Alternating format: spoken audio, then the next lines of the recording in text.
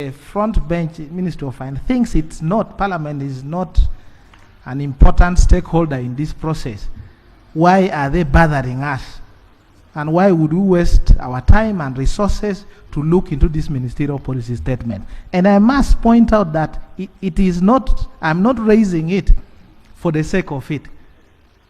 Some regions of this country, where I come from, having gone through the war, and having seen how the national cake has been deliberately served at a higher percentage to some areas, and others left behind without roads, without schools, without health centers, and for us we are supposed to sit and escort them to develop their area.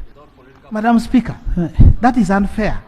Honorable Minister, you had asked for 2 weeks too, and it was very simple.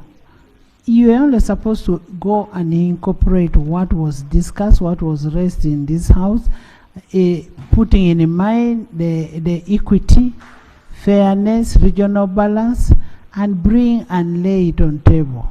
I even asked the minister to first give me and I look at it before it is laid on table. Up to today it is not brought. What do we do?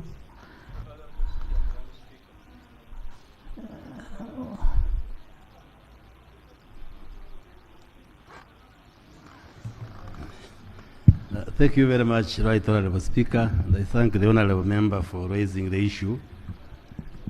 There is no reason as to why government cannot share NDP4 with the Parliament. There is no reason, because the document has been prepared for Ugandans, including MPs. Secondly, it is also not true that as we plan and budget, that we leave out particular parts of the country.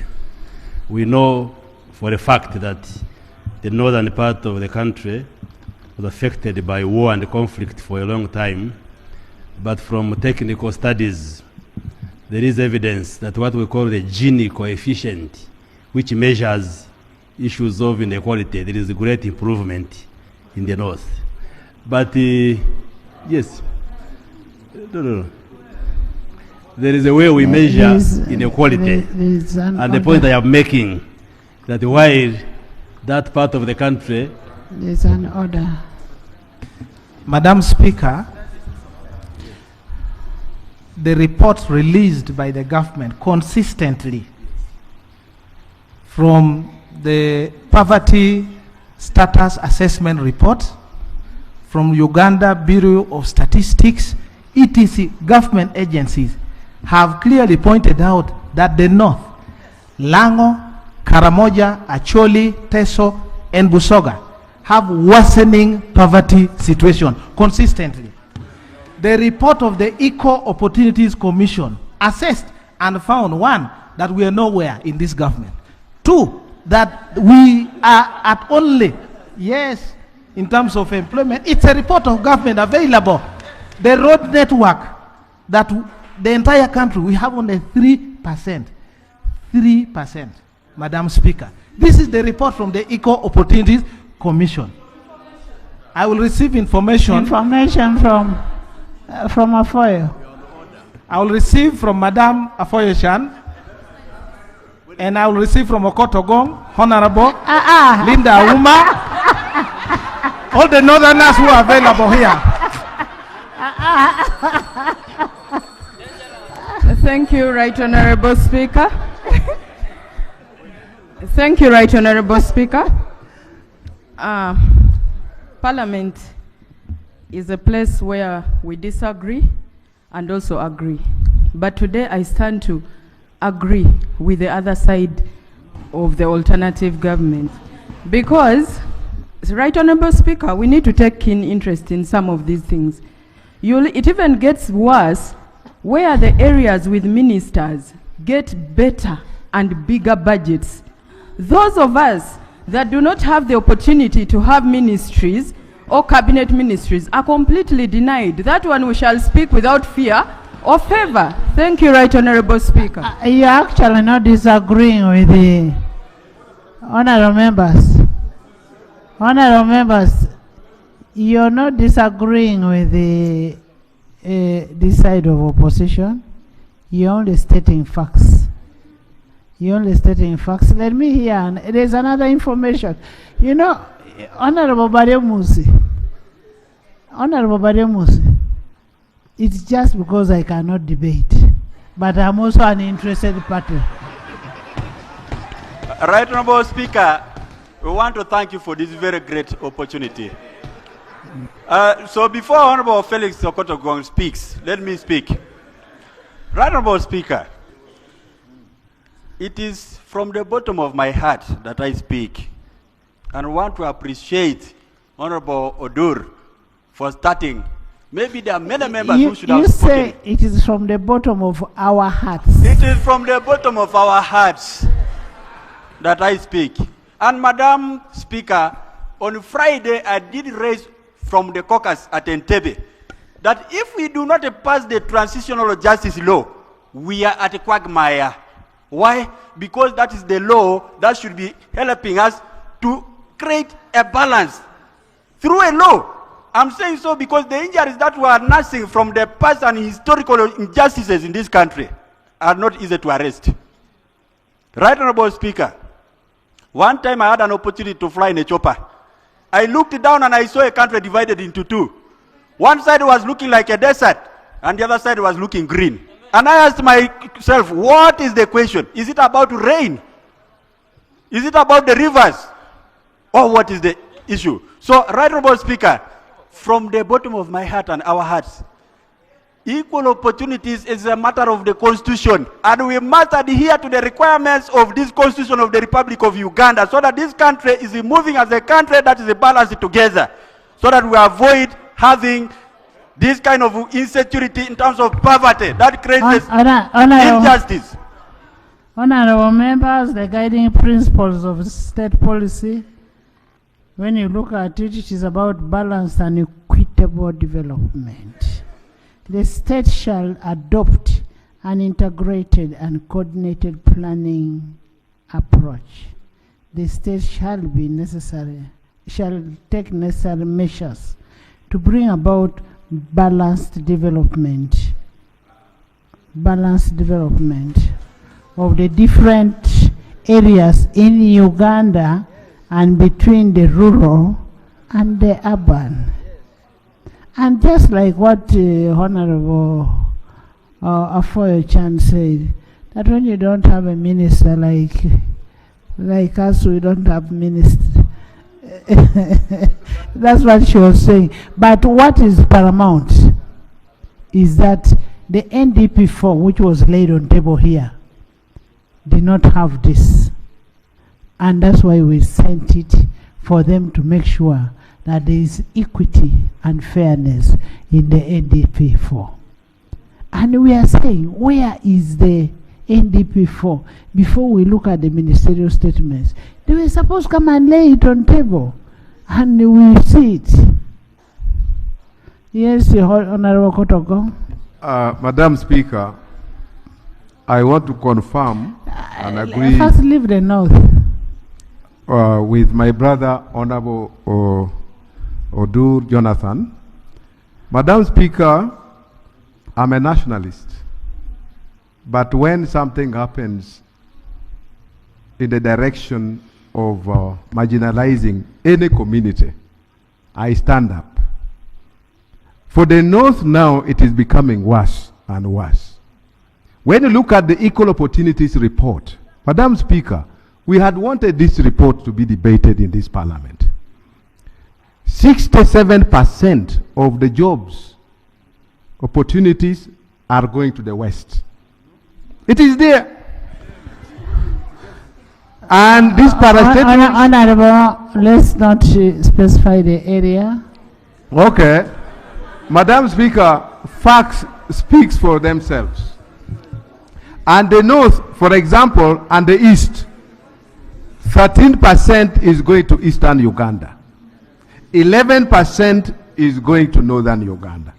That means North and Eastern Uganda, which is a half of Uganda, only receives 23%. You can imagine this imbalance. And I think this is not fair. Madam Speaker, when it comes, even now we need to talk about the army. When you look at promotion, there was some promotion of 38 from the level of major to major general.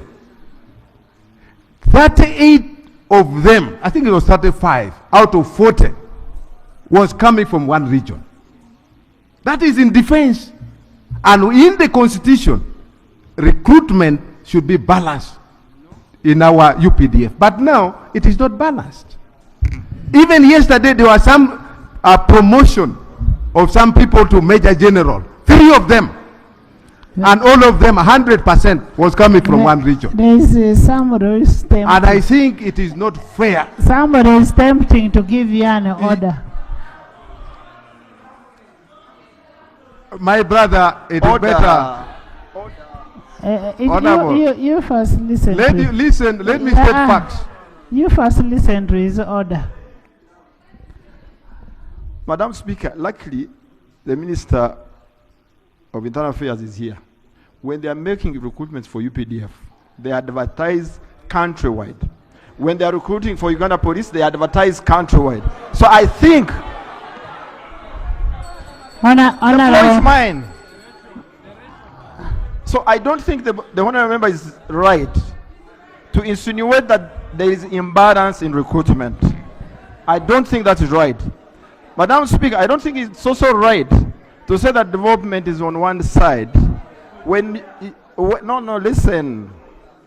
I think we should only discuss employment, but when we are issuing you... Honorable members, an advert is different from actual recruitment. No, Madam Speaker, no way. That is number one. But let me tell you, honorable members. No, I don't think it's true. Honorable members, truth be told,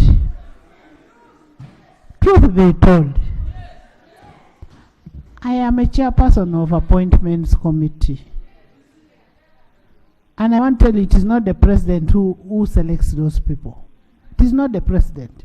The president only forwards.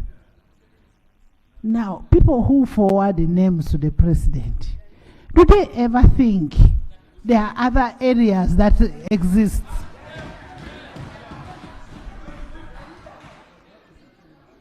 Do they ever think? Honorable Bademus, you may think I am being in opposition, but I am telling you, this is a fact. Do you ever think that Peso belongs to this country? I have never vetted anybody who comes from that place. You find there are people who are coming from different areas, and you're living in other areas. Let's have equity. Let's have regional balance. Even when you're selecting boards, think of women, think of regional balance, think of religion, and that would solve a problem. Madam Speaker, I'm still on. Madam Speaker, I think we need to debate this thing on facts. We want the Equal Opportunity Report to be presented here. If you are talking about the army is there, the minister is here, let them come and present how many generals we have, how many colonels we have, how many majors we have, how many captains we have. Even ambassadors, everything. Uganda belongs to all of us. Nobody is going to take us to the north. Honorable members. One time, Madam Speaker, we said if we cannot get equity in Uganda, we shall form Nile Republic. That one, you say it yourself. We are not part of it. Yes, let Honorable Dole finish.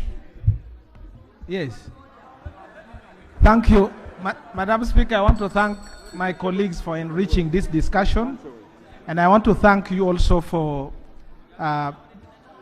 adding your voice. The point I am making, Madam Speaker, if you perform an analysis of the budget that has been going into the different regions for high impact, high value projects that create jobs, projects that have the potential of transforming the rural economy, you will find that it has been skewed.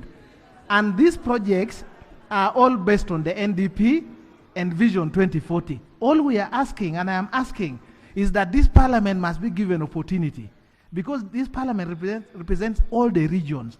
We must look at it. For every 5 projects we give each region. It is so painful to see that there are a list of projects and they seem to go to one area. So let the NDP come and we confirm that the budget for the next 5 years will address these issues, Madam Speaker. Thank you very much, Right Honourable Speaker. We can have a debate, but I can assure you, you will never have a government that addresses inclusivity that is better than the NRM government. Yes, some of us lose opportunities because we are from the West. I would have loved to be a vice president of this country. Or even a speaker. Or a speaker. And maybe let me not go into that debate. But I can also tell you that poverty levels have increased in Chigezi from 12% to 27%. And Chigezi is not in northern Uganda. So let's debate as nationalists. I agree that the distribution of the cake should be looked at. Yes. But is there a cake anyway? But that's what we have been doing in this parliament, because the budget is passed by this house. Exactly. Therefore, yes, by this Honorable house. Honorable Musasisi. And therefore, I think the question was the NDP for. Minister of ICT, it's simple. Get for us the NDP for. The accusation is that the areas represented by ministers are much better is false. It is false. It is false. Okay. And the budget, the national budget, is passed by this house. So let's all scrutinize the budget. The plan will come. Let me cross-check with the Minister of Finance, and they should be able to bring the NDP for maybe early next week on Tuesday. Thank you. Let me commit that on Tuesday, the Minister of Finance should lay on the table the revised NDP 4. Thank you. Next item. But we can have a debate on inclusivity and how we are sharing the national cake. Most of the allegations we are making are false and not correct. Next item. Yes, Honourable Minister. Thank you so much, Right Honourable Speaker. Right Honourable Speaker, I want this House not to really to take it on record that the areas represented may be some areas, but not to generalize, that they are all better than the others. Right Honourable Speaker, I have been on a committee before I was appointed of natural resources and environment for 21 years. And that's the one which deals with electricity distribution. Honourable Speaker, I can tell you, when you reach in my constituency, for example, where I come from, you can't find electricity there. And if there are poles there, they have been there for 16 years. Right Honourable Speaker, I have been here, I'm coming to 30 years, I don't know, but I'm beginning 5 years. No. You relax. I am talking 25, 30 years, wait first, I also tell you. I want to be really clear. Right Honourable Speaker, when you come to, I want to... You leave Senga to talk. I want array fears that where ministers are. And I want to assure you when you come to look for the water, Right Honourable Speaker, because I'm inviting Madam you. Speaker, order. You order me. Order. Madam Speaker. Madam Speaker, with all the political crocodile tears, ushered in by a minister of a ruling government to an extent of explaining that for 16 years, for 21 years, she has been in the Natural Resource Committee, and added on as a minister, her place have never received electricity. Is she really in order? And she sits in cabinet, and it has no water. They are using water from Sofia in Busia. Is she in order to come in front of the August House and lament when the NRM government is saying it has achieved all its manifesto since it came in power? Are you not exposing your government that you are serving? Are you in order? Honorable members,